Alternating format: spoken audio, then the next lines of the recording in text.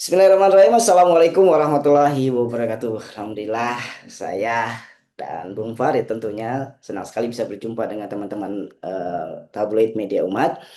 Yang pada kesempatan kali ini kita akan membahas terkait tentang Board of Peace. Bung Farid, ini kan menjadi pembicaraan di negeri kita terkait tentang bergabungnya Indonesia di Board of Peace. Nah, bagaimana Bung Farid melihat ini? Ya, kalau pertanyaannya, eh, apakah efektif Indonesia Ya. bergabung dengan Board of Peace, ya, sebagaimana yang dinyatakan oleh Kementerian Luar Negeri bahwa kehadiran Indonesia dalam Board of Peace adalah untuk perdamaian, ya, dan menuju solusi dua negara. Bahkan mengatakan untuk menjaga agar solusi dua negara itu bisa terwujud. Maka pertanyaan yang paling mendasar, ya, apakah harapan Indonesia itu bisa terwujud atau tidak, kan begitu. Nah, kalau kita bicara solusi dua negara, apakah itu menyelesaikan persoalan? Eh, itu juga tidak, ya, karena solusi dua negara yang menjadi tujuan dari Indonesia itu artinya tetap mempertahankan eksistensi dari penjajah Yahudi. Sementara yang menjadi persoalan dari krisis Palestina ini adalah eksistensi penjajah Yahudi.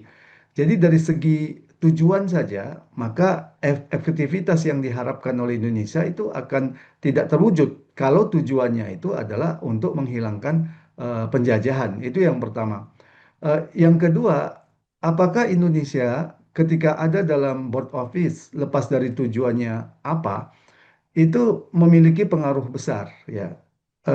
Kalau kita lihat dari struktur board office, ternyata ini tidak bisa memberikan pengaruh yang signifikan, ya. Jadi kalau kita lihat struktur board office itu ada tiga level, ya. Jadi level pertama itu apa yang disebut dengan Dewan Eksekutif Pendiri, dengan Donald Trump sebagai ketuanya dan memiliki hak veto penuh, ya. Sementara anggota-anggotanya sebagian besar itu adalah dikenal sebagai pro terhadap Israel, ya. Sebutlah misalkan Marco Rubio, Menteri Luar Negeri Amerika, dikenal sangat pro Israel. Demikian juga Steve Witkoff, ini utusan khusus Amerika, adalah pengusaha, maksudnya pengusaha real estate yang dekat dengan Donald Trump. Ini juga pro Israel, ya. Kemudian Jared Kushner, ini menantunya Donald Trump yang mengatakan dia merupakan pendukung kuat dari Israel. Pernah menyebut Gaza sebagai properti tepi laut yang bernilai tinggi. Ada juga Tony Blair, ya. Tony Blair adalah mantan Perdana Menteri Inggris yang memiliki jejak tangan yang penuh dengan berlumur darah kaum muslimin, terutama dalam perang Afghanistan dan perang Irak, ya. Jadi kalau kita lihat ini struktur yang paling berpengaruh, ya, yang bisa menentukan kebijakan, ya, struktur tingkat pertama, dan hampir struktur tingkat pertama ini hampir semuanya itu adalah pro Israel. Nah, sementara tingkat kedua itu adalah Dewan Eksekutif Gaza, yang bertugas mengkoordinasikan aktor regional dan internasional. Eh, dan kalau kita lihat, mungkin Indonesia masuk pada level kedua ini, ya. Beberapa negara-negara Muslim juga masuk pada level kedua ini. Nah, level ketiga itu eh, adalah Komite Nasional Administrasi Gaza. Ini pada level tingkat praktis, ya. Jadi kalau kita lihat Indonesia itu tidak masuk pada level pertama, ya, yang memiliki pengaruh yang besar, ya. Apalagi dalam Dewan Eksekutif level pendiri ini, Donald Trump memiliki hak veto penuh. Artinya apa? Apapun keputusan yang itu tidak sejalan dengan kepentingan Amerika dan Israel itu akan diveto oleh Donald Trump. Sementara kita tahu posisi Donald Trump itu selalu dalam posisi yang pro terhadap Israel. Nah, karena itu harapan Indonesia akan dan demikian juga negara-negara lain bahwa keberadaan mereka dalam board office ini akan memberikan pengaruh besar. Itu sangat sulit ya. Pertama, mereka tidak ada pada level tingkat pertama, struktur pertama yang berpengaruh. Yang kedua, Donald Trump memiliki hak veto. Jadi kebijakan apapun yang tidak sejalan dengan Amerika itu akan diveto.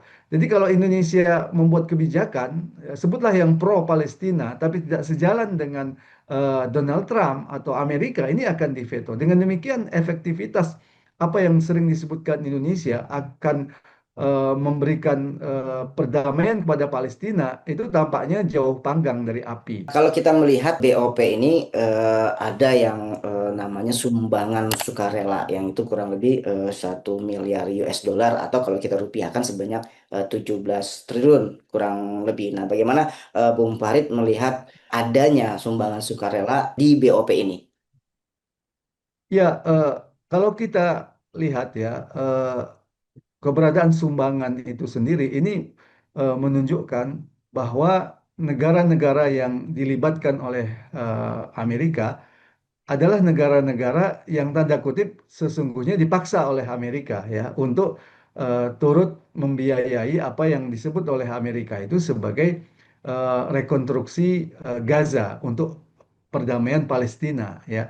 Eh, jadi kalau kita lihat Amerika sebagaimana juga sejalan dengan eh, apa yang kemarin diluncurkan oleh Amerika dalam kebijakan strategis keamanan Amerika, Amerika dalam politik luar negerinya itu tidak mau menanggung semua biaya, ya bahkan meminimalisir menanggung biaya-biaya operasional kebijakan politik luar negerinya.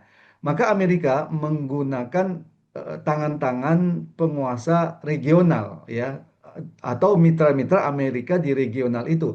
Dan inilah yang tampaknya dipraktekkan oleh Donald Trump ya. Artinya sumbangan itu adalah bentuk bahwa Amerika tidak mau rugi ya. Intinya seperti itu. Dan Amerika menekan ya terutama penguasa-penguasa Arab ya yang memiliki kekayaan minyak untuk membiayai rekonstruksi ini. Dan sejatinya ya ini adalah suatu kejahatan yang luar biasa ya. Bagaimana Amerika itu membombardir Gaza? Kenapa kita katakan Amerika membombardir Gaza? Meskipun Gaza itu dibombardir secara langsung oleh Zionis Yahudi, tapi Amerika lah yang membackupnya baik secara ekonomi, politik ataupun militer ya.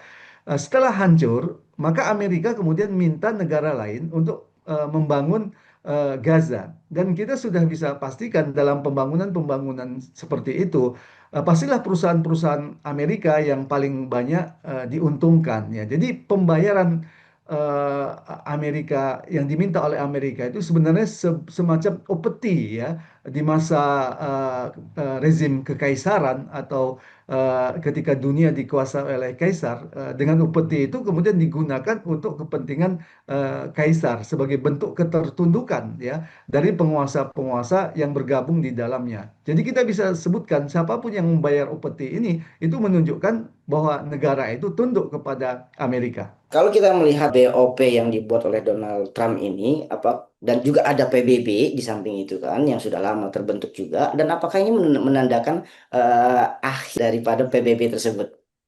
Gimana, Bung? Ya, pertama, PBB tentu tidak akan benar-benar dihilangkan atau dipinggirkan ya. Karena bagaimanapun PBB itu tetap dibutuhkan oleh negara-negara Barat ya. Karena negara-negara Barat inilah yang mendirikan PBB yang kemudian memberikan hak veto penuh ya kepada 5 anggota tetap Dewan Keamanan PBB.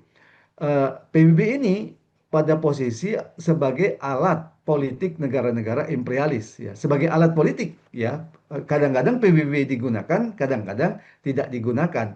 Oleh karena itu tidak bisa kita katakan ya bahwa PBB itu akan disingkirkan karena bagaimanapun PBB itu suatu saat akan kembali digunakan kalau bermanfaat buat Amerika ya.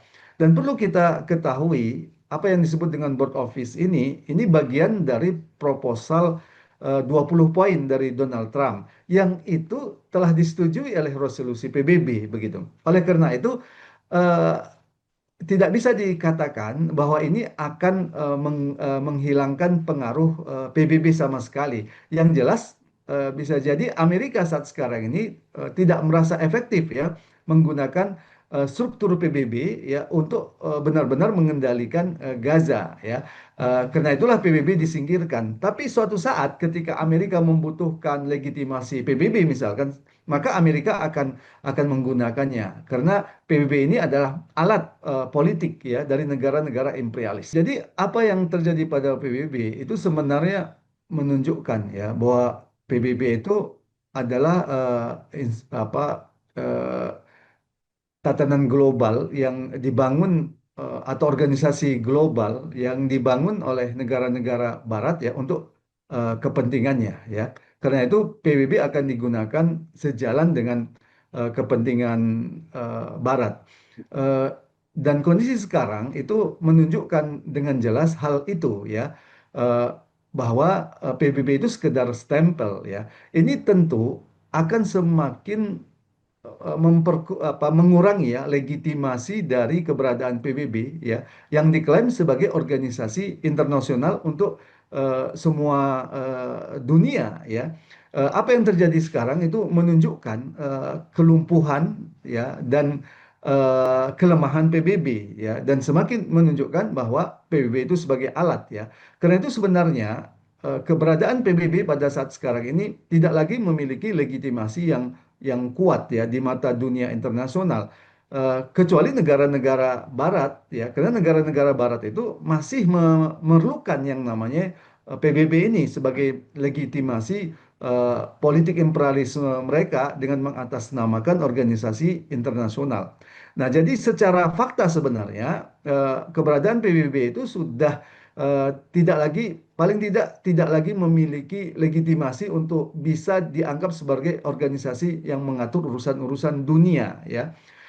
Disinilah bisa disebut eh, kelemahan dan tanda-tanda bahwa PBB akan semakin tidak lagi memiliki peran yang bisa digunakan untuk perdamaian dunia.